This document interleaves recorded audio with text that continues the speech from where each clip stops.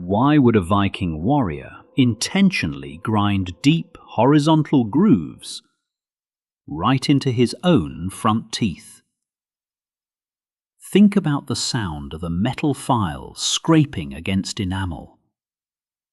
Now imagine doing that to yourself, on purpose, without any painkillers.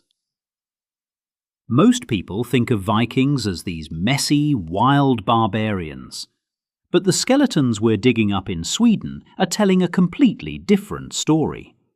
A story about a secret society, extreme body modification, and a look so terrifying it would make a modern face tattoo look subtle.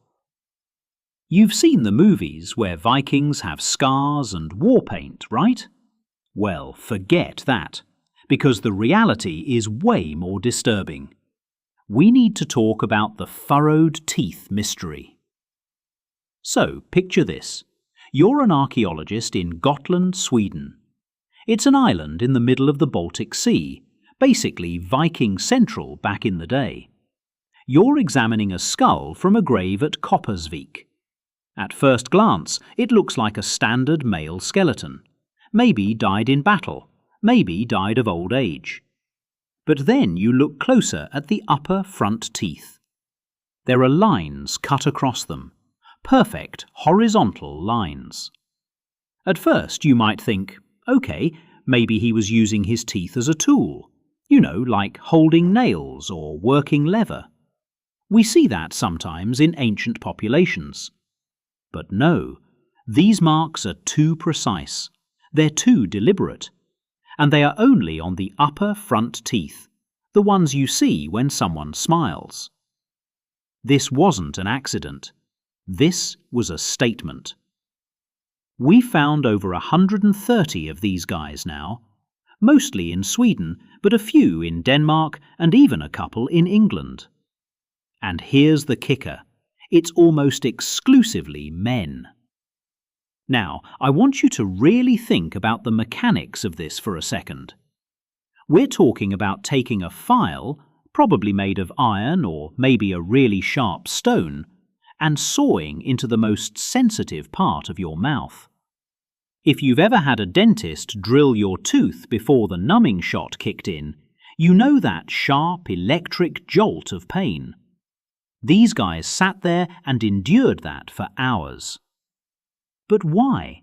Why go through that torture? That's the mystery.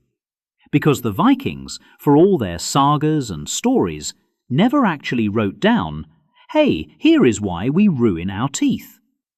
We have to play detective with the bones. One theory, and this is the one that really freaks me out, is that these grooves weren't just left empty. They were likely filled in. Imagine a mixture of charcoal and fat, or maybe red wax, pressed into those cuts. So when this Viking smiled at you, you didn't just see white teeth. You saw horizontal black or red stripes across his grill. It creates this terrifying, unnatural look, like a predator. Imagine standing in a shield wall. The guy across from you screams, bares his teeth, and they're striped black. It's psychological warfare. It says, I can handle pain that would make you cry. I am not like you. But there's a twist in the investigation. If this was just about being a scary warrior, we'd expect to find these teeth on the biggest, baddest skeletons surrounded by weapons, right?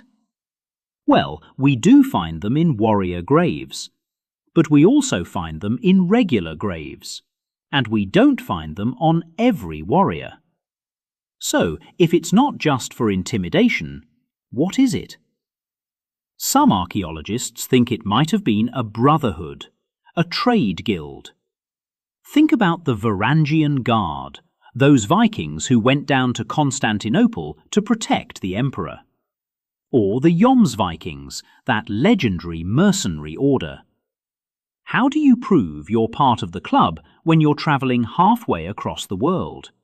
You don't have an ID card. You don't have a uniform that can't be stolen.